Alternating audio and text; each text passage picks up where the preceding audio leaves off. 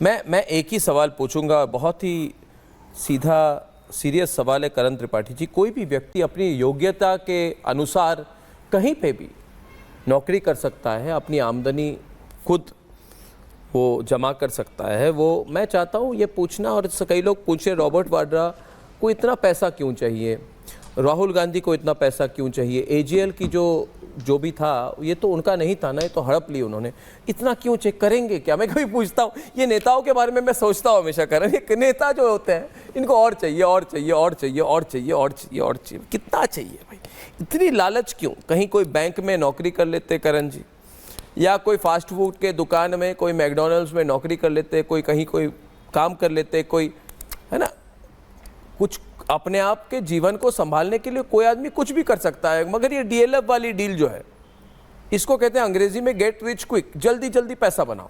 ऐसा क्यों? ये लालच, इसका स्रोत क्या है? What is the source and origin of this greed, पूछता है भारत। करण त्रिपाठी जी आपसे। अरुण जी, काफ़ी देर बाद मुझे आपने समय दिया, आपका बहुत बहुत धन्यवाद, आभार। और सबसे बड़ी चीज़, मैं आपसे एक निवेदन करना चाहूँगा कि मेरी बातों को पूरा होने से पहले बीच में इंटरप्ट मत करिए प्लीज़। मैं क्षमा चाहता हूँ इसके लिए। आप सवाल का जवाब दे देंगे, मैं बिल्कुल इंटरप्ट नहीं करूँगा। आप इधर उधर ऐसे वैसे पर्सनल टाइप करेंगे तो मैं डबल करूँगा। बहुत कम आ रही है। करिए। हेलो, करिए। हेलो, हाँ बोलिए ना, बोलिए। नहीं अरुण जी की आवाज़ नहीं आ रही बस। अरे बोलिए भाई, अनुमति है, बोलिए। हाँ, ये मैं कहना चाहता हूँ कि जहाँ तक आपने एजेल का मुद्दा उठाया, नेशनल हेराल्ड का मुद्दा उठाया, 1937 में पंडित जवाहरलाल नेहरू ने एजेल कंपनी के द्वारा उसके बेस पर 3 अखबार निकाले। नवजीवन जो कि हिंदी में था, कौमी आवाज़ जो कि उर्दू में था, और नेशनल हेराल्ड जो कि इंग्लिश में था। उसके बिहाफ पे जब भारत आज़ाद होने पर जो देश को आज़ाद करने में जो लोगों की आवाज़ें बुलंद करने की, ये तीनों पेपर, ये तीनों अखबार सबसे बड़ी शक्ति देने का काम करती थी। लेकिन समय के साथ साथ, और एक चीज़ और बता दूं, इस एजेएल में ये भी नियम था कि जो भी लोग इसके डायरेक्टर्स होंगे, सेक्शन 25 के तहत जो भी इसमें निवेशक होंगे, शेयर होल्डर होंगे, वो कभी भी किसी भी कंपनी, इस कंपनी से कोई भी प्रॉफिट या किसी भी प्रकार का कोई सुविधा इसमें नहीं ले सकते। ये उसी समय ये नियम बनता चला आ रहा था। लेकिन समय के साथ साथ इस अखबार में, इस पेपर में मंदी आई, काफी जो है उसमें घाटा भी हुआ। बस एक छोटी सी बात, गांधी जी ने 10 सेकंड लूंगा, आपके पास ही वापस आ रहा हूं। देखिए, मुझे इतिहास में बहुत रुचि है। एक तरह से मान लीजिए मैं इतिहास का एक एक्सपर्ट हूं, तो आप इस बात को जो मैं कह रहा हूं इस बात को आप चेक कर लीजिए। मुझे पता है, आप चेक कर लीजिए। नहीं, मैं 10 सेकंड लूंगा, मैं 10 सेकंड लूंगा, मैं सिर्फ 10 सेकंड लूंगा। नहीं करण जी 10 सेकंड लूंगा, 10 सेकंड नहीं दबाऊंगा। क्यों दबाऊंगा मैं? क्यों? मैं आपके पास ही आऊंगा वापस। पार्टी ने, अरे आपके पास ही आऊंगा। जिस कांग्रेस की पार्टी ने, जिस कांग्रेस के नेताओं ने इस देश को आजाद होने में लाखों करोड़ रुपए का दान कर दिया हो, आवाज दान चोरी का आरोप लगाते हैं। आप कह रहे भारत को स्वतंत्र कराने का दान किया, आपने ऐसी भाषा का प्रयोग कर रहे हैं। आपके दान में जी रहा हूं मैं। ये मैंने नहीं बोला। क्यों बोल रहे हैं ऐसी बात? ध्यान दीजिए मेरे शब्द। क्यों बोल रहे हैं ऐसी बात? हिंदुस्तान क्यों बोल रहे हैं ऐसी बात? की जनता, ये भारत आपकी दान नहीं है। करोड़ रुपए नहीं, दानवान की बात मत कीजिए। हमने दान दे दिया देश को, नहीं आपकी संपत्ति नहीं है, आप दान कैसे देंगे? ये गलत बात है, ये गलत बात है दोस्तों।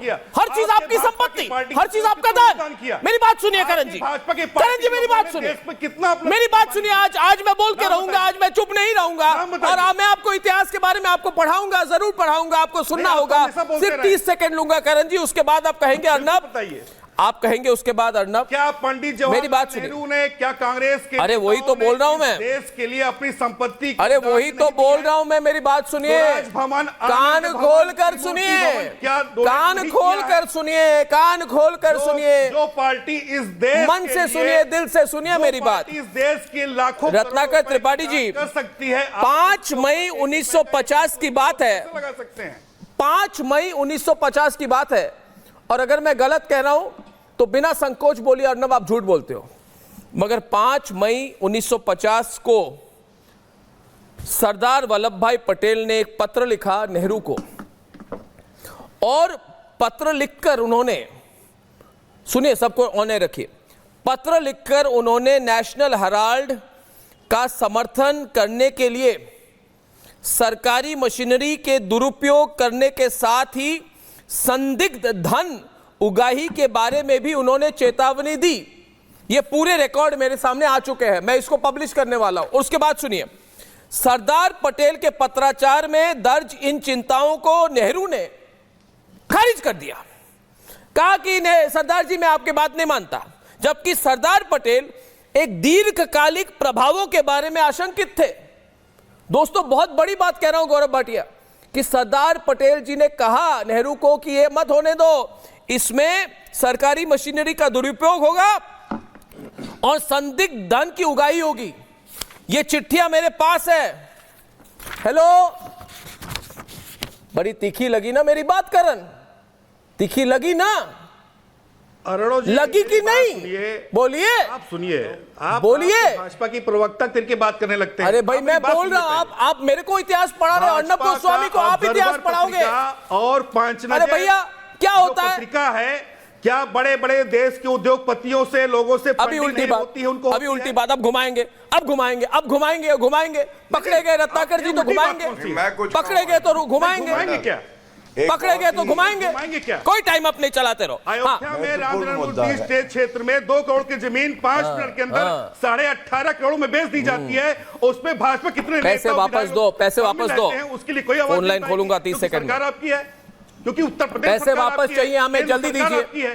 ये तो मुद्दा बनेगा, ये मुद्दा बनेगा, देश का नंबर 1 मुद्दा बनेगा, बन चुका है। पैसे मोदी जी के पास है। हाँ देखो अभी आगे आगे वापस, आगे वापस, आगे आगे आगे हमारे रियल एस्टेट एक्सपर्ट आगे वापस, जगदीश शर्मा जी। 18 करोड़ में बेच दी अयोध्या में, मुद्दा था 2 करोड़ की जमीन 18.5 करोड़ में 5 मिनट के अंदर बेच दी। अरे छोड़िए, राम के नाम पे चंदा अरे छोड़िए, अरे छोड़िए, देश की जनता भारत के साथ है, रिपब्लिक भारत के साथ है। दोस्तों ये कोई तक वाला चैनल नहीं है, याद रखिए, ये कोई तक वाला चैनल नहीं है, इधर उधर की बात करने वाले चैनल नहीं है।